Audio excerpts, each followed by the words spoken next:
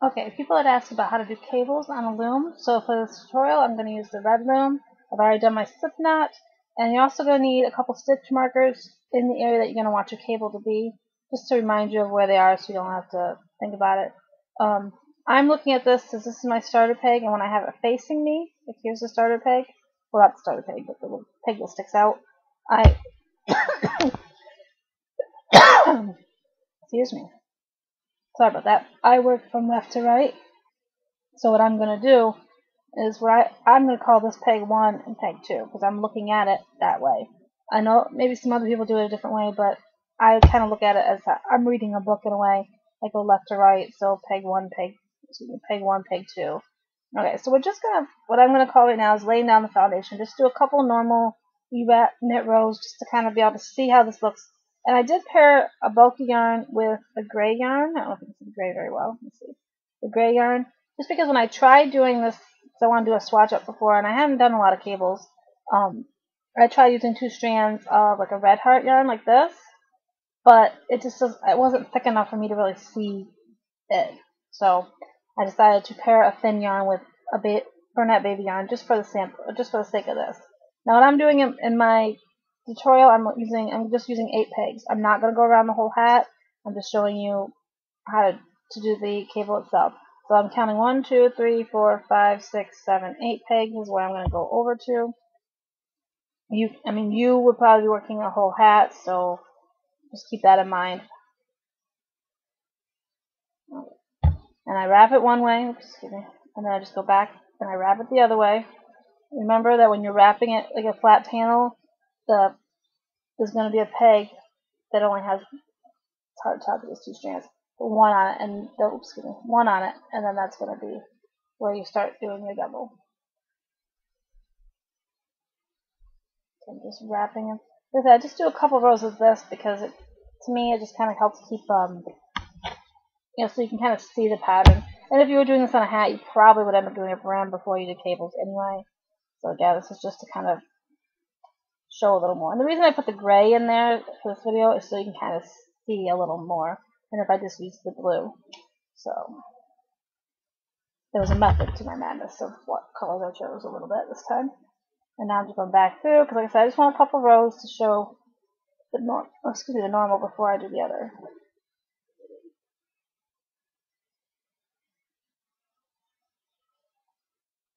Okay, so like I said, I'm just wrapping them, and I'm just going to knit them over. Just make sure when you're knitting over, if you're using 2 strands, that you get both strands. I've had it happen before where I missed a strand. Drove me nuts. So I'm going to do a cable now, because I've done just a couple rows just to kind of have, like I said, the foundation. And we're basically, as we're working our way back over, is when we're going to start working on the cable idea.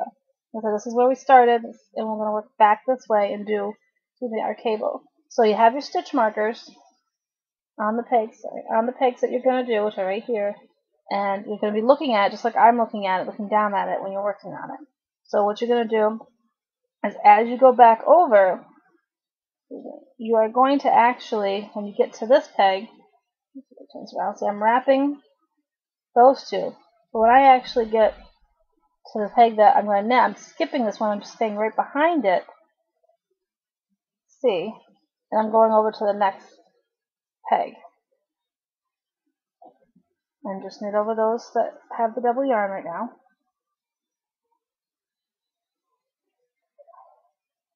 So let me just clarify again. Like I said, this is the peg, what I'm going to do the cable with. So I'm skipping that one, like I said, and I'm wrapping the next to it. So that one should only have the one on there. And we're just knitting that over. Knit that one over. And don't keep going because you're just going to stop right now. And what you're going to do is you're going to take, these are 1 and 2, but what I'm going to do is, since I skipped this peg, I'm going to take this loop off that had the 2 that I'm doing, and I'm going to place that on some sort of stitch marker thing or whatever that you might have for now. Just because you want it to kind of be out of the way. So that's just holding on to that for us for a second. And then what we're going to do is we're going to take the peg next to it. Let me show you how it looks, because we got the stitch marker holding that one peg. So we're going to take the stitch that's on here. That was this one. Let me see. This one we're going to take and move to there. Oh, sorry, move to there, to the empty peg, because this peg should be empty. I mean, you can see my stitch marker, but the one we just took the loop off, which is on here, we're going to take and move this one over to there.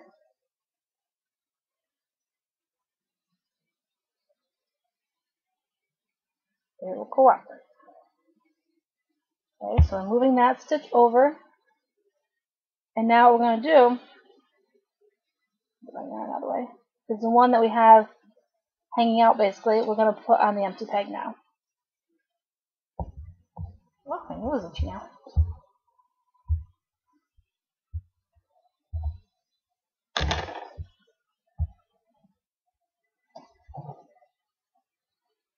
There you go, and now you're going to finish your wrapping to the end.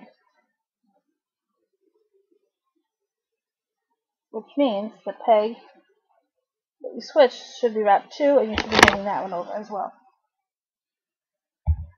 Now this is where you'd have to keep track of how many rows you're doing before you start switching things around. Because obviously you don't want to forget how many rows you do. So we're just going to do a couple rows back and forth, and then we'll do that again. Oh, I know what I do. And I'm sure if you wanted to go the other way, then you're going to obviously switch the cables. Which means if you went from peg 1 to peg 2, whichever ones you're going to number, you number these pegs the way you want, 1 or 2.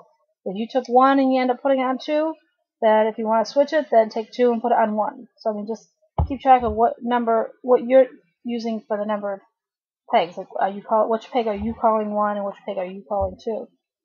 And do it like that. I mean, there's different variations of cables. This is just, I think, the simplest one.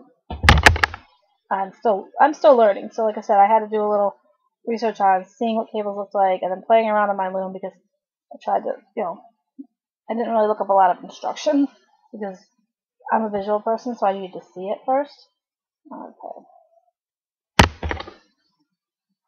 And this should, I mean, like I said, you can do whatever stitch you're normally doing, and this, but I'm just doing a simple knit E-wrap. Hopefully this will. Alright, so down a little bit. Okay.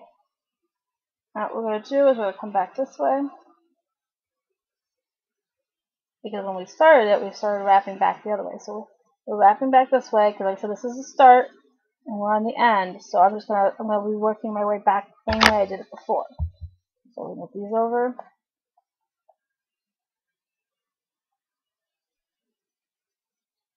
I'm going to do the table in the same way we just did. Except if you want to go a different way, just switch the pegs around. Okay, so now what we want to do, again, as we work our way back, just making sure I have enough. Oh, yeah, it's so far today. Okay, so as we're working our way back, again, remember that you're going to skip the first peg with your peg stitcher, or peg stitcher, stitch marker, which is this one right here, and we're going to go right next to it and wrap the one next to it. And knit over those.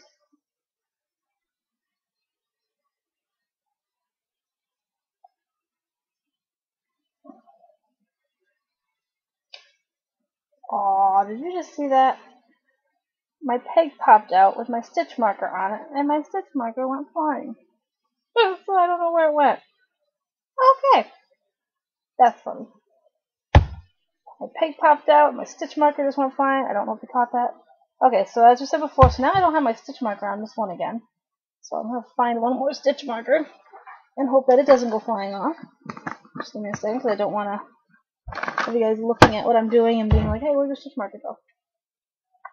I can't believe that flew off like that. That was funny. Okay. And if you have different color stitch markers, that might help you to remember, like, I think I'm pulling out the same color I just had, but if you have like a red and a green, you put them on there, then you'll remember, oh, I took the red to the green and the green to the red, or whatever, if that helps you remember too. Or, I mean, if you really ever wanted to, you could probably permanent marker your thing up a little bit or something, and I don't know. You'll whatever way you need to do it.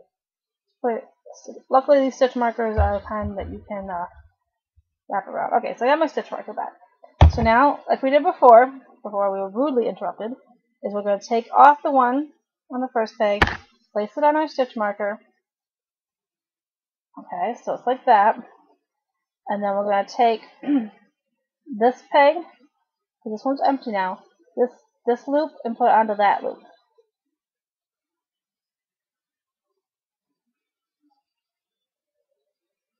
I think that's what I did before. If not, it might be just a little different of a cable. Okay, then we're going to take the one that's on our stitch holder and put it on the now empty peg.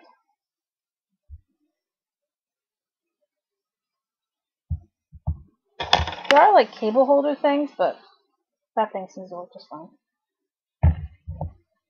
Okay, and now we just take our yarn and we wrap it to the end like normal. You need to make sure you're wrapping that peg that we just switched around. Come on, I tell you. Okay, so it should look like this. And then you're going to do it again.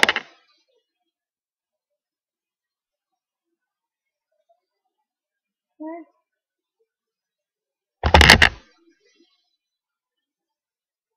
Now I'm just going to do a couple of regular knit rows back and forth just so that we can actually see, hopefully see that it did what we wanted it to do. And this is really getting tangled. My goodness.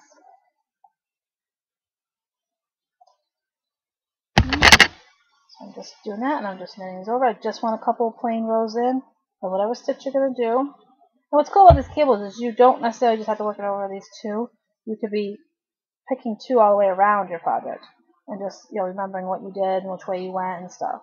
So it can really create an effect. I totally forgot about cables. That's why when somebody asked me, I'm like, oh, that'd be good to show real quick, and something that people can really add to a project. One more. Where'd it go? I like to be back at the beginning. We're just going to go right back to the beginning. I mean, it doesn't seem to be that difficult. I guess I have to do the cables, but there's different variations of doing cables. This is what just a simple working over 2 stitches kind of thing. Nothing too complicated, but it'll still add a little different feeling to your project, especially if you're using up different stitches like purling or this or that. And I'm pretty sure that if you want to, you can still do your tighter stitch in that, and just make sure you're grabbing all the loops off when you want to switch it. Okay, so there's just 2. Yeah, I mean, you can kind of see it. It's a little hard to show, but it's kind of doing what you want it to do around there. I mean, I thought the colors would show better, but this is where these 2 stitches down here is where we got our cable now. And I know it's a little tricky to see because all my shapes are the same, but it did do it. And plus, it's because I didn't do a lot of stitches in between before I returned it away. Like, probably what you want to do is 5 or 6 normal rows in between before you start switching the pegs, so you can see it better. And this will just looks like on the back. But no, I mean, it would be a cable. Like, I would say it's something that you would see more in person. And I'm not going to show you how to take it off this loom because I've done videos about that, and I'm actually needing this yarn for a different project. So that's what it should look like. And you can kind of see that it's doing a little bit of right there. Where we kind of did the cabling, so you can kind of see. I'm trying to get as close as I can to kind of see it. You can kind of tell where we changed it up a little bit. So, I mean, a lot of this you're going to see it better when you're doing it yourself. So, keep track of how many, like, after you switch your pegs around, keep track and maybe do like 4 or 5 rows of normal knit or something like that, and then switch them again. I mean, that would probably be the best thing to do, and you'd be able to see it better, because I was just showing you the basic idea, but definitely, the more stitches you probably put in between your cable, you'll really, I think, be able to notice it. And I believe that's how you do them. That's the research I kind of did. This is kind of what I'm thinking it made it out to be, so hopefully this helped people out, and you have fun with it.